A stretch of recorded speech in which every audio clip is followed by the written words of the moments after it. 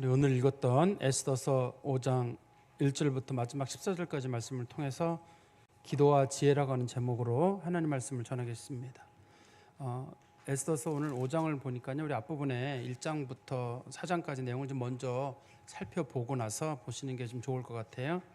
어떤 일이 있었냐면 이제 당시의 왕이 아하수에로 왕이라는 왕이었는데, 그 왕이 이제 그 페르시아 전쟁을 벌리기 한 1, 2년쯤 전에 백성들의 마음을 모을 필요가 있었습니다. 그래서 큰 잔치를 열었거든요. 근데 그 잔치의 끝에 자기 왕후를 왕후 와스디라고 하는 사람을 좀 소개를 하고 그 인물을 좀 자랑하려고 하는 게 있었어요. 그런데 와스디가 오지 않는다고 했습니다. 그 사건으로 인해 가지고 와스디가 폐위가 됐습니다. 너무 순식간의 일이고 너무 맥없이 폐위가 됐어요. 그리고 나서 한 4년쯤 지난 다음에 이제 페르시아 전쟁에서 왕이 패했습니다. 패하고 돌아온 다음에 그의 신하들의 간청에 의해서 또다시 왕후를 얻게 됐는데, 그 왕후의 이름이 에스더입니다. 그리고 에스더가 왕후가 되고 난 다음에 한 4년쯤 또 좀 지난 다음에 그 아하수에로 왕이 총리를 하나 세웠는데, 그 총리의 이름이 하만이라고 하는 사람이에요. 그 하만이 총리가 됐는데 모르드게가 성전 문지기로 지키고 있다가, 그 성 문지기로 지키고 있다가 하만이라고 하는 사람이 지나가면 인사를 안 하는 거예요. 그래가지고 하만이 그것 때문에 화가 났습니다. 저 사람 왜 인사 안 하느냐. 그래서 알고 보니까 그 사람은 신앙적인 문제 때문에 절을 하지 않는다, 저 사람 유대인이다 하니까 하만이 그러면 저 사람 하나만 처리하지 말고 저 사람과 관련된 종족을 다 처리하자. 당시에 이제 기록을 보면 당시에 페르시아에 살았던 유대인들의 숫자가 한 300만 명 정도 된다고 하는데, 그 사람들을 12월 13일 날 다 죽이자라고 날짜를 정했습니다. 그날을 성경에서는 불임절이라고 합니다. 그 날짜를 다 정했는데, 이걸 알고 나서 모르드게가 큰일 났다, 우리 이러다가 우리 민족이 전멸되겠구나 죄송합니다. 전멸되겠구나 생각이 들어가지고 그 하나님 앞에 통곡하면서 기도하고 있었습니다. 그런데 이 사실이 누구에게 알려지게 됐냐면 에스더에게 알려지게 됐어요. 그 에스더를 돌보는 넷이랑 그다음에 이제 시녀들이 그걸 알게 돼가지고 에스더에게 얘기를 했습니다. 그런데 에스더가 무슨 일이라고 물어보니까 하만이라고 하는 사람이 우리 유대인들을 12월 13일 날 다 죽인다고 하는 왕의 조서가 지금 페르시아 전역에 내렸는데 너 그거 모르고 있느냐. 지금 우리가 이 문제를 풀 수 있는 방법은 딱 한 가지다. 네가 왕을 찾아가가지고 하만의 악행을 얘기하고 우리 유대 민족이 전부 죽게 됐다는 사실을 얘기를 해라. 그러니까 에스더가 못한다. 누구든지 왕 앞에 갈 때 왕이 부르지 않고 나가게 되면 그 사람은 반드시 죽는다는 그 페르시아의 법이 있다. 내가 왕후를 할지라도 왕이 부르지 않고 가면 나도 분명히 죽는다. 이건 안 되는 일이다라고 하니까 모르드게가 에스더를 더 추궁을 합니다.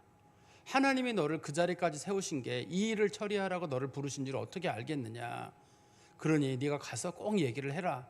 그랬더니만 에스더가 까짓것 죽으면 죽지요. 성경에서는 죽으면 죽으리라는 말을 했는데, 제가 그거를 까짓것 죽으면 죽지요라고 말하는 이유는 어차피 자기가 죽을 거예요. 왕 앞에 가면 죽을 거거든요. 죽을 거기 때문에 죽어야 된다면 내가 죽겠습니다. 대신에 내가 한 가지 부탁을 할 테니까 그 부탁을 좀 들어주십시오. 내가 3일 뒤에 죄송합니다. 내가 3일 뒤에 아하수에로 왕을 만나러 갈 건데, 그때까지 이 수산성에 있는 모든 유대인들은 3일 동안 물도 마시지 말고 음식도 드시지 말고 3일 동안 꼬박 금식을 해달라. 나도 3일 동안 금식할 것이고 나의 시녀들도 3일 동안 꼬박 금식을 할 것이다. 그리고 금식하고 난 다음에 내가 하나님께 맡기고 아하수에로 왕을 만나러 갈 것이다. 거기까지가 이제 4장에 기록된 내용입니다. 우리 5장 1절에 보시면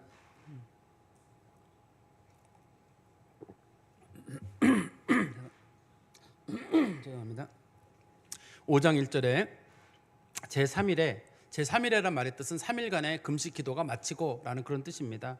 제3일에 에스더가 왕후의 예복을 입고 왕궁 안뜰 곧 어전 맞은편에 서니 왕이 어전에서 전문을 대하여 왕좌에 앉았다가, 지금 이제 원래 에스더가 안 간다고 했잖아요. 가면 죽는다고 했는데 3일 동안 딱 기도를 마친 다음에 그래 가자. 죽는 게 뜻이라면 내가 가서 죽는 거고, 사는 게 뜻이라면 사는 거 아니냐. 가능성은 0이에요. 살아날 가능성은 없습니다.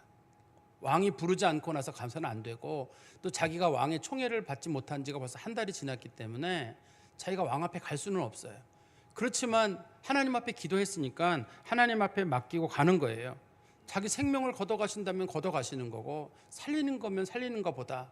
그래서 에스더가 자기 왕복을 입고 왕의 그 일을 보고 있는 어전으로 가가지고 어전 앞에 서가지고 어슬렁 하고 있는데 왕이 보니까 에스더가 문 앞에 서 있는 거예요. 깜짝 놀랐죠. 저 사람이 저기 왜 와 있나? 아무도 못 들어오게 돼 있는데 저기는 거기다가 좀 신하들과 함께 집무실에서 일을 보고 있는데 에스더가 와 있는 거예요. 보통의 경우라면 이건 큰일 나는 일이에요.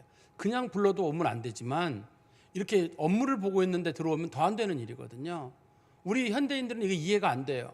현대인들끼리는 이렇게 얘기하면 되겠죠. 저 연락해가지고 저 아하수에로 나 몇 시에 갈 테니까 준비하고 있어. 여보 꼭 나 만나. 안 만난다 그러면 여자가 화를 내고 뭐 난리 피겠죠.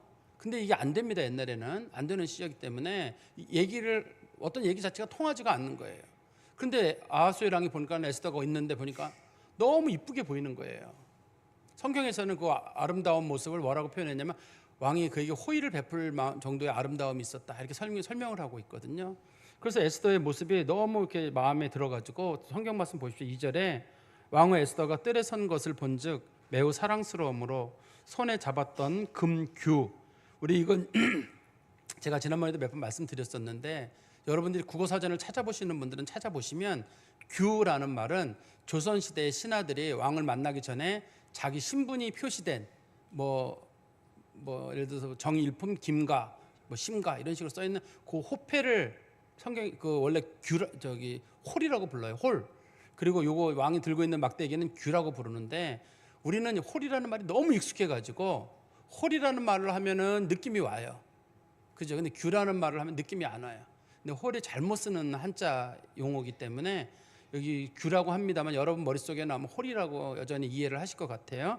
어떻든 왕이 그 들어오라는 뜻으로 홀을 내밀었고 규를 내밀었고 에스더가 그 규를 잡았습니다.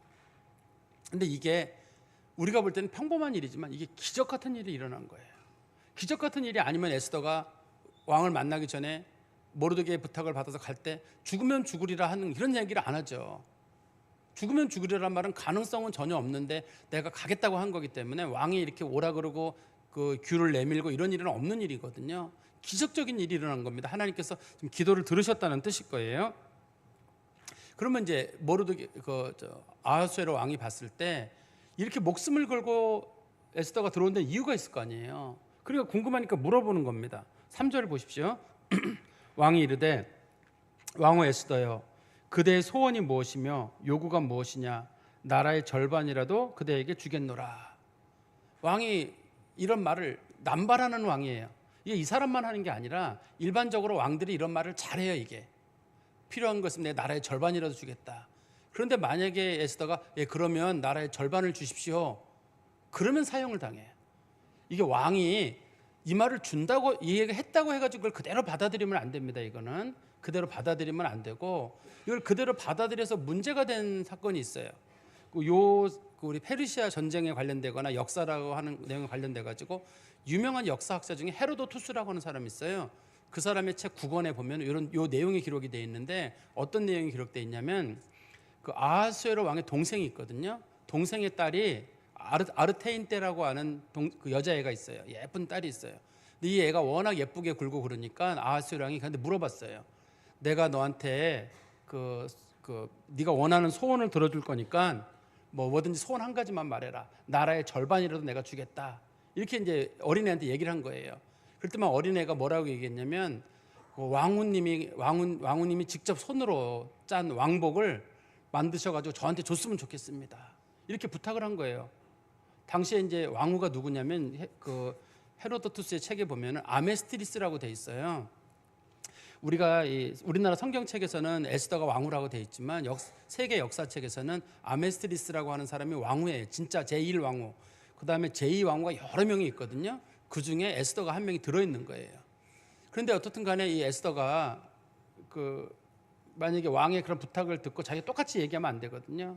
그런데 아무튼 그다음에 아르테인테라는 애가 그렇게 얘기를 한 거예요. 왕후가 짠 옷을 달라고 아메스트리스라고 하는 왕후가 직접 짠 옷을 달라고 이제 부탁을 하니까 그 왕이 부탁했으니까 어떻게 해요? 짜가지고 옷을 줬어요.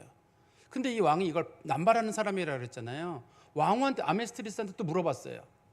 어느 날 왕후가 예뻐 보여가지고 혹시 당신이 원하는 소원이 뭐냐? 내가 나라의 절반이라도 주겠다. 또 얘기를 했어요. 그랬더니 왕후가 항상 마음에 앙심 품고 있던 게 뭐냐면 지난번에 아르테인 때라고 하는 애가 저 부탁을 했는데 저건 쟤네 엄마가 시켰을 것이다. 그래도 왕의 동생이 부인이거든요. 그래가지고 왕한테 뭐라 그랬냐면 그 아르테인 때의 어머니의 목숨을 제게 주십시오. 왕이 뭐든지 준다고 했잖아요. 그러니까 줘야 되는 거예요. 그래가지고 그 여자를 잡아가지고 아르테인 때가 내 토막을 내서 죽여요. 죽인 사건이 있었거든요, 실제로. 그러면 또 어떤 일이 생기게 되냐면 이 여자가 죽게 되니까 왕의 동생이 형이 자기 동생을 죽였다 그래가지고 반란을 일으켜요. 그래서 엄청나게 많은 사람이 죽는 사건이 있었거든요.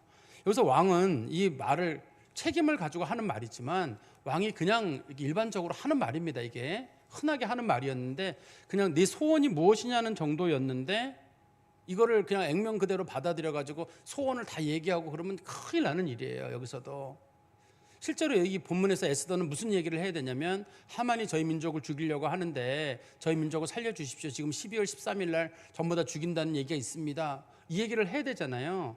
그 얘기를 여기서 직접 끝내게 되면 어떤 일이 생기게 되냐면 이 하만이라고 하는 사람이 분명히 어떤 정치적인 책령을 할 거기 때문에 이 얘기를 꺼내는 에스더도 상당히 위기에 놓이게 돼요. 그런데 에스더가 상당히 믿음이 좋은 사람인 건 어떻게 알 수 있냐면 우리 한번 4절에 보세요. 4절에 보시면 에스더가 이르되 오늘 내가 왕을 위하여 잔치를 베풀어 싸우니 왕이 좋게 여기시거든 하만과 함께 오소서. 근데 어떤 부탁을 했냐면 저는 다른 건 필요 없고 임금님께서 제 집에 오셔서 식사 한 끼 하셨으면 좋겠습니다. 그런데 혼자 오지 마시고 하만과 함께 오십시오. 근데 이게 왕의 마음속에 너무 기분이 좋은 거예요. 우리 한번 생각해 보세요. 아이들을 키우는 경우인데 보통 경우 어린이날 전으로 너 뭐 갖고 싶니? 그러면 뭐 어떤 장난감 갖고 싶다는 아이들도 있고 뭐 선물로 사달라는 아이도 있고 요즘은 아이들이 통이 커져가지고 뭐 아이패드나 뭐 컴퓨터 같은 거 사달라는 아이들도 있잖아요. 사달라고 하는데 어떤 아이가 전 부모님만 건강하면 됩니다. 아무 거 필요 없어요. 그런 얘기를 하는 아이가 가끔씩 있어요. 아주 철든 애들이. 그러면 그 부모 입장에서 야 저런 애가 있나 뭐든지 사주고 싶을 거예요. 그러지 말고 얘기해라. 전 필요 없어요. 엄마 아빠만 건강하면 전 돼요. 그러면 부모 마음속에 야 쟤는 뭐라도 해주고 싶다 그런 마음 있잖아요. 지금 에스더가 그거거든요. 아무것도 필요 없다. 그러니까 왕이 분명히 자기한테 부탁이 있으니까 목숨을 걸고 왔을 거 아니에요. 그 자리까지. 근데 저 자리까지 와서 아무 얘기도 하지 않고 그냥 밥만 먹으러 왔다고 얘기를 하는 거예요. 근데 거기 보니까 이런 규절이 있잖아요. 오늘 내가 왕을 위하여 잔치를 베풀어 싸우니 잔치를 집에다 베풀어 놨다는 거예요. 그리고 왕을 만나러 온 거예요. 아까도 제가 말씀드렸습니다만 지금 에스더가 여기 올 때 에스더는 두 가지, 정상적이면 두 가지예요. 하나는 에스더가 죽든지 여기 와가지고 체포돼가지고 에스더가 죽든지 아니면 왕이 안 오든지. 왕이 여기 갑자기 갈 일도 없거든요. 무례하게 온 여자가 밥 먹으러 오세요 그렇다고 갈 건 아니거든요. 근데 에스더는 왕이 오든 안 오든 상관없이 음식을 준비해 놓은 거예요. 에스더는. 만약에 에스더가 음식을 준비하지 않고 있다가 왕을 만난 다음에 임금님 오늘 제가 음식을 준비할 테니까 저희 집에 오십시오. 그러면 음식 준비 시간이 늦잖아요. 음식 준비 시간 막 부지런히 준비를 하고 그렇게 해서 늦거든요. 그러니까 이제 에스더가 미리 음식을 며칠 동안 다 준비를 한 거예요. 3일 동안 있는 사이에 음식을 다 준비해가지고 음식을 철저하게 준비해 놓은 겁니다. 왕이 올 수도 있고 안 올 수도 있어요. 그러나 안 올 가능성은 100%예요. 정상적이면. 만약 그게 아니었으면 에스더가 두려워하지도 않죠. 왕을 만나러 갔을 거예요. 그렇지만 에스더는 어떤 마음을 가지고 있는 거냐면 하나님 앞에 기도한 사람이에요. 어떤 결과가 날지는 몰라요. 왕이 안 올 가능성이 너무 높고 또 자기가 오늘 가서 죽을지도 몰라요. 그렇지만 자기가 할 수 있는 건 뭐냐면 음식을 차려놓고 만약의 경우를 대비해서 음식을 잘 준비해가지고 왕에게 감동을 주는 거예요. 근데 만약 이날 음식을 제대로 준비를 못했다. 그럼 왕이 실망을 했을 거예요. 아니 뭐 오라 그래가지고 음식이 이 정도냐. 그런데 왕이 가보니까 음식을 너무 준비가 잘 돼 있는 거예요. 이 사람이 이렇게 처음부터 자기를 올 것을 예상해서 준비를 해놓은 거거든요. 우리 기도하는 사람들도 가져야 되는 마음의 자세가 이런 믿음의 자세예요. 기도의 능력을 믿는다고 할 때 많은 분들은 이렇게 생각해요. 내가 기도한 대로 하나님이 응답하시기를 바란다. 내가 만약에 기도할 때 우리 애가 하나님 어느 학교에 꼭 들어가기를 바랍니다. 그런데 꼭 그 하나님 그걸 넣어주셨어요. 하나님 감사합니다. 그렇게 대부분 기도를 하시고, 우리가 이런 문제를 놓고 기도할 때 하나님 이런 문제는 이렇게 풀어주십시오 할 때 그 문제가 딱 풀어지면 내 기도가 응답됐다고 생각하거든요. 그렇지만 기도의 사람들은 그거랑은 좀 달라요. 하나님께서 나는 꼭 우리 애를 거기에 넣고 싶었는데 거기가 아니라 더 낮은 학교에 갈 수도 있고 심지어 떨어질 수도 있거든요. 근데 그거를 기도하는 사람들은 그냥 믿음으로 편안하게 받아들여요. 왜냐하면 하나님이 하신 일이에요. 하나님을 믿기 때문에 하나님이 하신 일이라고 믿고 그냥 편안하게 받아들여요. 우리는 그걸 믿음이 없는 사람들은 기도가 응답이 안 됐다고 생각을 하죠. 내가 기도했으면 하나님, 내가 원하는 A 지점에 하나님께서 꼭 누구를 갖다 주시고 요 두 번 요 상황에는 이렇게 문제 풀어 주시고 세 번째는 이렇게 해 주시고, 우리는 그게 보통 기도의 응답이라고 생각하잖아요. 그러나 진짜 믿음의 사람들은 다르죠. 결과는 어떻게 될지 몰라요. 내가 원하는 방향과 정반대일 뿐만 아니라 더 악한 방향으로 문제가 갈 때도 있거든요. 그렇지만 하나님께서 분명히 나한테 좋은 것을 주시고 내가 무엇이든지 기도한 것은 하나님께서 응답하신다고 말씀하셨는데, 너희들은 무엇이든지 믿고 구한 것은 받은 줄로 믿으라고 하셨는데 설마 하나님께서 내게 악한 걸 주시겠는가? 그런데 정말 상황은 꼬일 수도 있거든요. 근데 그거를 하나님 주신 은혜로 받고 그냥 즐겁게 받아요. 제가 아까 말씀드렸죠. 지금 에스더 같은 경우 에스더가 기도 열심히 했거든요. 그러나 왕 앞에 갔을 때 자기가 갔을 때 여기서 산다 죽는다는 생각은 없어요. 그냥 죽는 가능성이 높을 뿐이에요. 돌아갈 가능성은 없거든요. 그렇지만 에스더 생각할 때 죽으면 죽는 거고 사는 사는 거고, 내가 할 수 있는 건 기도한 거고, 죽는 게 하나님의 뜻이면 내가 죽음을 받아들이는 거고, 마침 기회가 주어져서 내가 왕을 만난다 그러면 음식을 내가 미리 다 준비해 놨으니까 만약에 왕이 안 오면 음식 버리면 되는 거고, 내가 죽으면 그건 끝나는 거고, 이 음식을 왕이 먹었을 때 어떻든 간에 왕이 흡족할 수 있도록 나는 준비만 해놓는다. 마음의 준비만 해놓는 거예요. 하나님이 일할 수 있는 준비만 해놓는 거예요. 이게 이제 믿음을 가진 사람들의 태도예요. 그래서 이런 사람들은 기도가 응답이 안 되는 일이 있을 수가 없죠. 왜냐하면 내가 기도했어요. 하나님이 뭘 했든지 하나님이 뭘 하시든지 다 받아들일 거거든요. 우리 한번 성경 말씀 보시겠어요?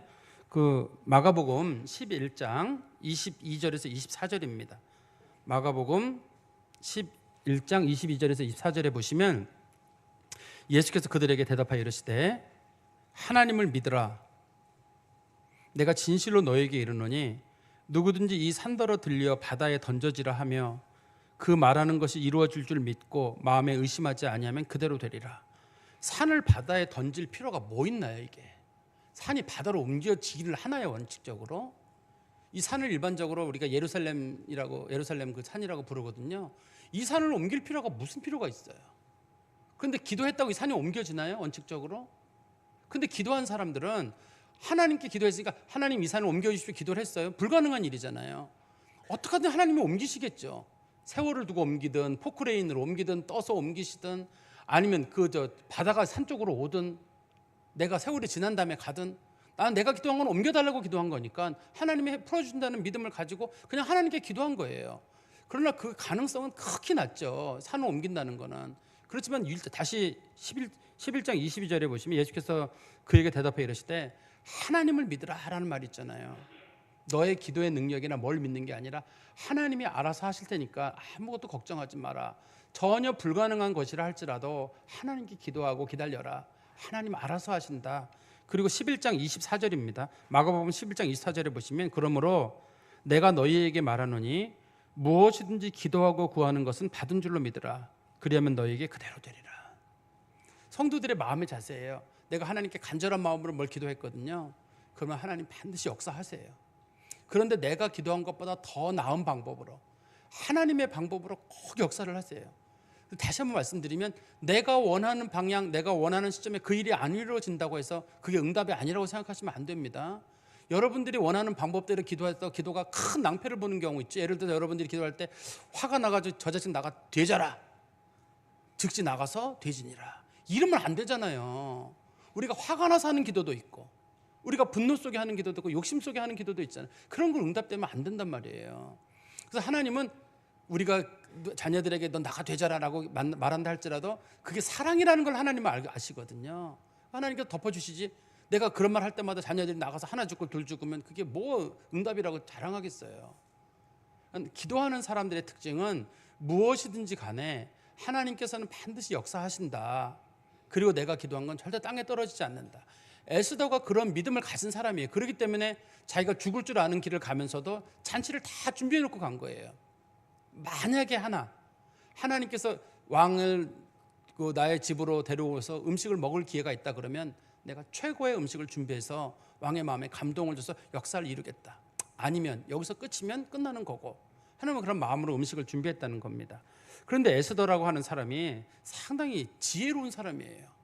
우리는 대부분 생각하기를 기도한 사람은 기도했으면 하나님이 역사하신다고 하는데, 그 기도가 기도대로 제대로 활용이 되려면 지혜가 필요한 거예요. 다시 성경 말씀 보십시오. 우리 5절에 보시면 왕이 이르되 에스더가 말한 대로 하도록 하만을 급히 부르라 하고, 이에 왕이 하만과 함께 에스더가 베푼 잔치에 가니라. 잔치에 술을 마실 때 왕이 에스더에게 이르되 그대의 소청이 무엇이뇨 곧 허락하겠노라. 그대의 요구가 무엇이뇨 나라의 절반이라 할지라도 시행하겠노라. 에스더가 대답하여 이르되 나의 소청 나의 요구가 이러하니이다. 내가 만일 왕의 목전에 은혜를 입었고 왕이 내 소청을 허락하시며 내 요구를 시행하기를 좋게 여기시면 내가 왕과 하만을 위하여 베푸는 잔치에 또 오소서. 내일은 왕의 말씀대로 하리이다 하니라. 에스더가 말하기를 저기 임금님, 제가 소원이 있는데 한번 식사하러 또 오세요. 아까도 제가 얘기했지만 우리 아이들 부탁처럼 진짜 네 소원이 뭐니 그럴 때 전 진짜 소원이 부모님 건강한 거 그거면 돼요. 그런 한마디에는 큰 감동이 오잖아요. 이거는 그냥 한마디 툭 던진 건 농담인 줄 알았는데 큰 감동이 주는 거거든요. 그래서 에스더가 하만을 꼭 데리고 오라는 거예요. 근데 원칙적으로는 임금님 혼자 오십시오 이러면 되잖아요. 임금님 혼자 오셔서 내가 임금 혼자 있는 자리에서 식사를 대접하면 되죠. 그래서 그 자리에서 얘기하면 되잖아요. 사실 임금님 이만저만 해가지고 하만이 저희 유대인들을 죽이려고 하는데 그날이 12월 13일입니다. 이거 막아주세요. 하만이 없으면 얘기가 훨씬 편하잖아요. 근데 그 잔치에 하만을 그 자리에 꼭 와달라는 거예요, 에스더가. 그러면 이 에스더는 왜 이런 일을 했을 건가요? 일단 첫 번째는 왕이 궁금해요. 왜 하만을 불렀는지를. 그 여인의 궁에는 왕과 내시들을 빼놓고는 일반적인 남자는 아무도 못 가요. 특별히 황후가 살고 있는 궁에는 왕 외에는 아무도 못 들어갑니다. 어떤 남자도 못 들어갑니다. 여기는 못 들어가게 돼 있는데 하만을 부른 거예요. 그랬더니만 왕이 생각하기를 하면서 하만을 왜 불렀지? 궁금할 거 아니에요. 저도 하만을 왜 불렀는가? 두 번째는 왕의 질투심이 유발이 되는 거예요. 아니 저 하만이라는 애가 상당히 권력에 올라갔는데 하면서 왕후가 이렇게 서로 서로 뭐가 좀 오가는 게 있나? 저 사람하고 뭐 일이 있나? 아니면 좀 권력에서 뭔가 좀 저쪽에 뭐가 있으려고 그러나? 왜 하만을 부르지? 그 잔치는 꼭 절대 남자는 올 수 없는 그 잔치인데 어떻게 저 사람이 저기 왔지? 그리고 하만 한 사람만 불렀잖아요. 여러 사람을 불렀다 그러면 이게 또 상황이 달라요. 근데 하만 딱 한 사람만 부른 데는 진짜 이유가 있어요. 왜 그러냐면 뒤에 가서 이제 에스더가 하만도 있고 왕도 있는 자리에서 얘기를 합니다. 저 하만이 지금 우리 유대인들을 죽이려고 합니다. 근데 그 얘기를 딱 듣고 왕이 바깥으로 나가거든요. 바깥으로 나가는데 그 사이에 하만이 이거 안 되겠다 싶어가지고 에스더에게 부탁을 해요. 에스더 치마를 잡으면서 왕후님 그런 얘기 하지 마시죠. 딱 부탁을 하는데 그때 마침 왕이 들어와요. 그때 왕이 들어와가지고 저놈이 왕비를 강간하려고 한다. 그래가지고 경호원들을 지켜가지고 하만의 얼굴을 가려라, 죽여버려라 그런 뜻이거든요. 근데 만약에 그날 하만 외에 또 다른 사람이 있었으면 사람들이 그랬을 겁니다. 이거 사실은 임금님 나간 다음에 하만이 저기 왕비님께 부탁하려고 그렇게 한 거였지 그런 건 아니었습니다. 증인 쓸 사람이 많을 거거든요. 증인이 한 명도 없어요. 이 사건에. 이게 에스더가 정말 머리를 쓴 거예요. 자기가 3일 동안 금식하면서 생각한 겁니다. 이거를. 자기가 가가지고 분명히 왕한테 이 얘기를 한다. 하만도 있는 데서 얘기를 한다. 왕한테 얘기를 해봤자 왕이 워낙 신뢰하고 있는 사람이기 때문에 쉽지가 않아요. 또 하만도 있는 자리에서 이제 이 얘기를 한다? 옳지 않아요. 우리가 볼 때는 진실이기 때문에 진실은 통하지 않겠느냐. 하만이 바본가요? 하만이 이 자리까지 올라오는데 얼마나 이 사람이 권모술수가 능한 사람인데 이 자리까지 오는데 그냥 올라왔겠어요? 정치 수가 상당한 사람이거든요. 하만은 그럴 겁니다. 사실은 모르드게가 나한테 절을 하지 않아서 한두 번도 아니라 하도 안 해가지고 내가 알아보니까 유대인이라 그래가지고 그래서 내가 처리하려고 했는데 이 왕후님하고 관련된지 몰랐습니다. 지금이라도 알았으니까 제가 없는 거로 하죠. 그러면 끝나는 일이에요. 끝나는 일입니다. 그리고 왕후가 나중에라도 그거 뭐 겁탈하려고 그랬습니다. 그런데 사람이 여럿이 있었다 그러면 겁탈 얘기도 왕후가 무고죄로 이 사람을 고발한 것밖에 안 되기 때문에 도리어는 이 왕후가 도리어 문제를 뒤집어 쓰게 되는 거거든요. 실제적인 상황에서는. 그런데 이걸 에스더 입장에서는 이거를 왕의 마음을 돌이켜야 돼요. 하만에 대한 신뢰를 돌이켜야 되거든요. 하만은 당시에 그 자리까지 올라가려면 주변에 있는 대수 신녀들이 다 하만 사람들이에요. 하만이 좋아하는 사람들로 전부 다 구성되어 있기 때문에 에스더가 어떤 얘기를 해도 전달이 안 되고 시행이 안 돼요. 딱 한 가지 방법만 있어요. 왕이 하만이 에스더를 겁탈하려고 한다고 해서 왕이 너무 화가 나가지고 누구한테 물어보지도 않고 빨리 처리하는 방법. 그 방법 하나밖에 없어요. 그래서 얘기를 하는 건 소용없습니다. 이스라엘 백성들을 죽이려고 합니다. 그거는 안 돼요. 왕이 그 생각을 못하게 해가지고 왕후를 겁탈하려고 해. 빨리 경호원들 들어와서 빨리 처리해. 그렇게 해야지만 이 문제가 끝나는 문제예요. 그러니까 에스더가 봤을 때 이거를 아주 조심스럽게 이 문제를 만들어가는 거죠. 그리고 이제 겁탈하려고 했을 때는 그렇게 왕이 봤을 때 저 겁탈하려고 그래? 그러면 이제 왕이 생각하기를 저놈이 왕후를 겁탈할 정도면 나한테도 도전할 놈이구나 이렇게 받아들일 거 아니에요. 그러면 이제 그 사건을 통해 가지고 이 하만이라고 하는 사람을 제거할 수 있는 방법. 이게 에스더가 보이는 지혜예요. 이게 이제 많은 사람들이 이렇게 자기가 진실하다고 하면 진실한 사람일수록 실수가 많을 수가 있어요. 우리 성경 말씀 하나 보시겠어요? 잠언 24장 5절 6절인데요. 잠언 24장 5절 6절에 보시면 지혜 있는 자는 강하고 지식 있는 자는 힘을 더하나니 너는 전략으로 싸우라 승리는 지략이 많음에 있느니라. 여기서 기도 많이 하면 된다, 믿음 좋으면 된다가 아니잖아요. 그것도 중요한 요소거든요. 그건 담대함을 주는 중요한 요소지만 상당한 정도의 지혜가 필요해요. 그 지혜를 보이지 않으면 도리어 당하는 일이 생기기 때문에. 그래서 제가 에스더가 기도도 했고 상당한 지혜를 가졌구나. 하나님께서 그 사람에게 지혜를 주셨고 또 그 에스더의 지혜를 하나님이 사용하셨구나. 우리가 이제 깨닫게 됐죠. 그런데 이제 문제는 이렇게 한쪽으로는 문제가 풀리는 것처럼 보이는데 또 한쪽에서는 중요한 인물이 모르드게라고 하는 인물이거든요. 당장 모르드게가 죽을 일이 생긴 거예요. 지금 이스라엘 백성들이 죽기로 한 날은 12월 13일이라서 이 시점으로 봤을 때 몇 달 뒤의 일이거든요. 몇 달 뒤의 일인데 이 하만이 마음속에 지금 들뜬 마음이 생겼어요. 마음이 업됐습니다. 왜 마음이 업됐냐면 그 에스더라고 하는 왕후가 자기를 이렇게 특별히 음식에 초대를 한 거예요. 식사에. 페르시아 역사 생긴 이래로 어떤 남자도 그 음식을 먹으러 간 적이 없고 왕후의 집에는 들어갈 수가 없는데 왕후가 자기를 글로 초대를 한 거란 말이에요. 근데 이 사람이 생각하기를 이제 누가 감히 나한테 달려들겠는가. 이젠 내가 어떤 일도 할 수 있다. 그런 생각이 들어가지고 큰 실수를 하나 하게 되는데 그 사건 때문에 모르드게가 죽을 위기에 놓이게 됩니다. 우리 한번 9절 보십시오. 그날 하만이 마음이 기뻐 즐거이 나오더니 에스더의 방에서 나온다는 뜻입니다. 모르드게가 대궐문에 있어 일어나지도 아니하고 몸을 움직이지도 아니하는 것을 보고 매우 노하나. 지금 보니까 모르드게가 원래 문지기로 있지만 이때가 모르드게가 금식하는 기간이거든요.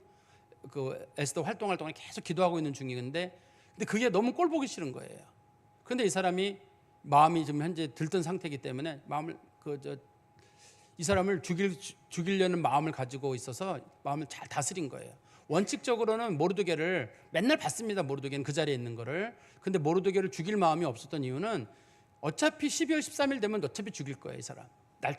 사형수 날짜 잡아놓은 거거든요.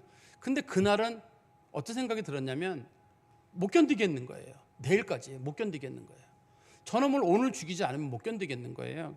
그래서 10절에 보십시오. 참고 집에 돌아와서 사람을 보내어 그의 친구들과 그의 아내 세레스를 청하여 사람들을 보내가 사람들을 모았어요.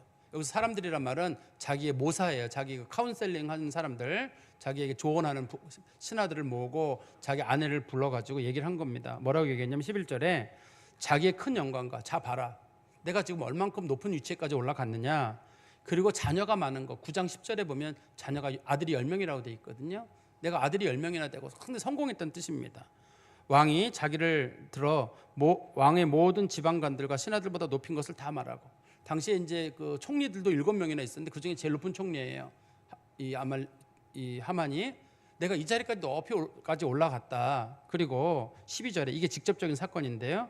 또 하만이 이르되 왕후 에스더가 그 베푼 자리에 왕과 함께 오기를 허락한 자는 나밖에 없었고 내일도 왕과 함께 청함을 받았다.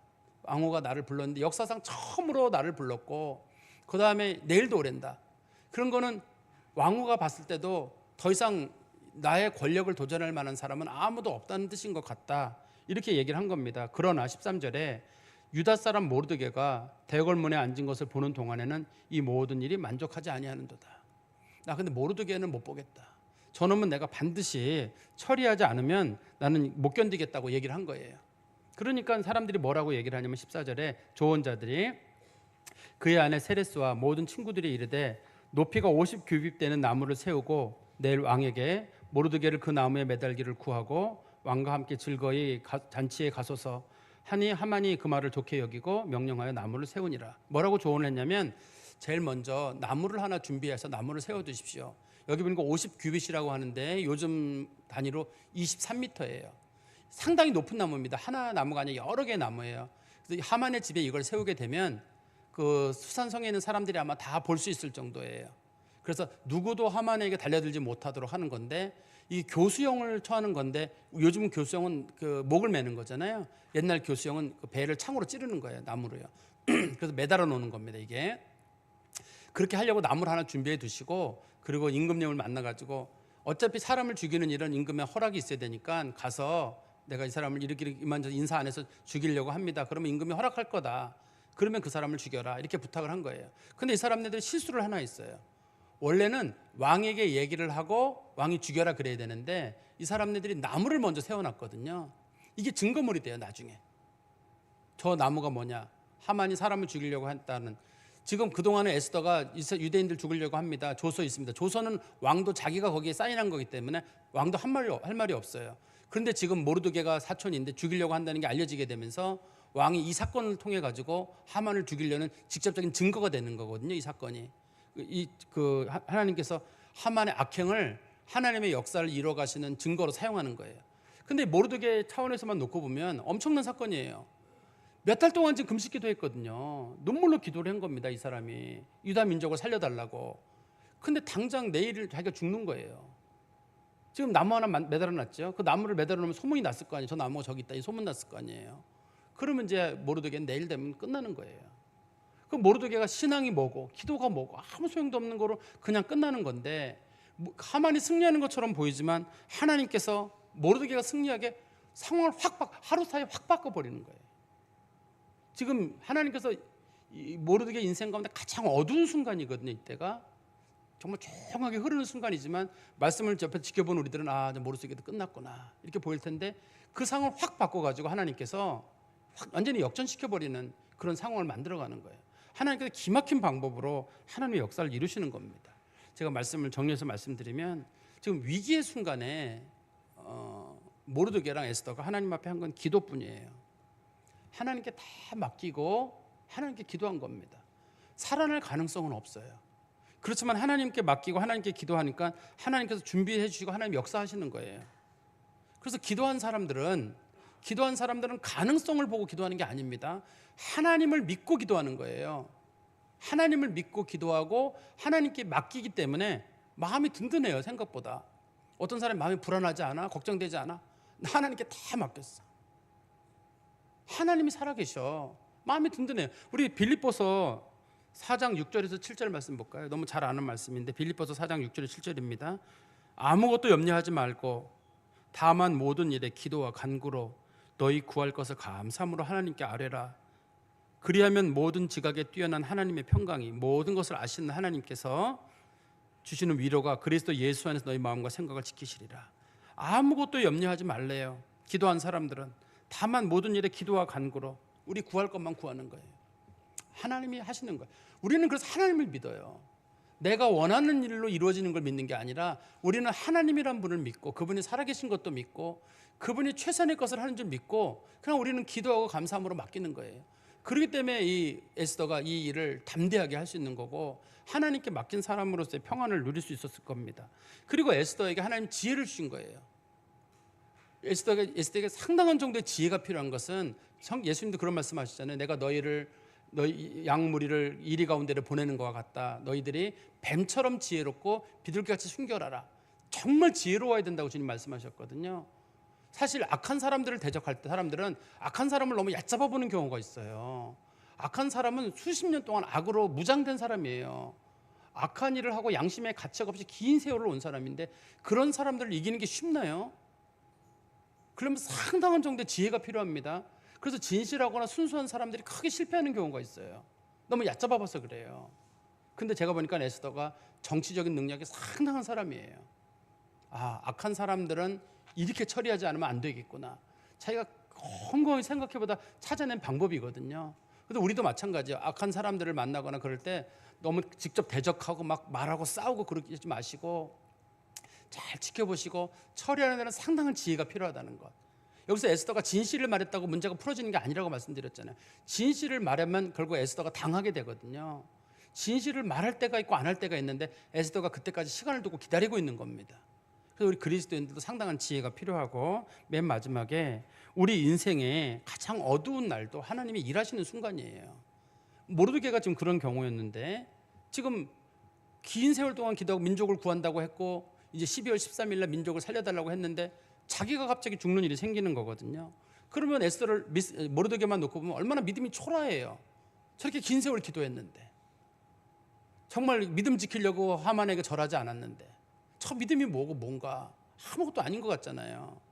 그렇지만 하나님께서 의인은 하나님 믿는 사람들은 하나님 반드시 지키셔요.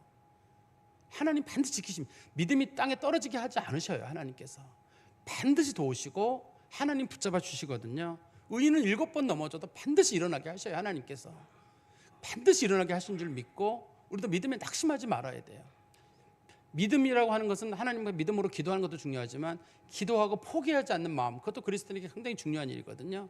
하나님 반드시 도우신다, 하나님 반드시 살리신다는 그런 믿음을 갖는 게 필요합니다. 우리 성도님들께서도 이 말씀 가운데 위로받으시기를 간절히 소망합니다. 기도하겠습니다. 하나님 아버지, 은혜 감사합니다. 믿음으로 하나님 앞에 나아가는 자들은 하나님 앞에 모든 것을 맡기고 선하신 하나님께서 최선의 것을 주실 줄 알고 맡긴 후에 담대하게 주의 뜻을 기다리는 것이라고 했습니다. 그동안 우리가 많이 낙심했던 것들은 내가 원하는 일이 내가 원하는 시간에 이루어지지 않았고 너무 늦어지는 것 같아 답답했으나 하나님은 반드시 일하시고 기막힌 방법으로 역사하시는 줄 믿고 순식간에 하나님이 일하시는 줄 저희들이 믿고 더 하나님 붙잡고 나아가도록 저희들에게 은총을 베풀어 주시옵소서. 주께서 주시는 가장 좋은 것들은 정말 하나님께서 아꼈다가 늦게 주실 때도 있다는 것 저희들이 잘 알고 있습니다. 가장 하나님을 붙잡고 가장 절망적인 순간에도 하나님에 대한 믿음을 붙잡고 믿음으로 살아가는 우리 성도들이 되게 하여 주시옵소서. 예수 그리스도의 이름으로 기도하옵나이다. 아멘.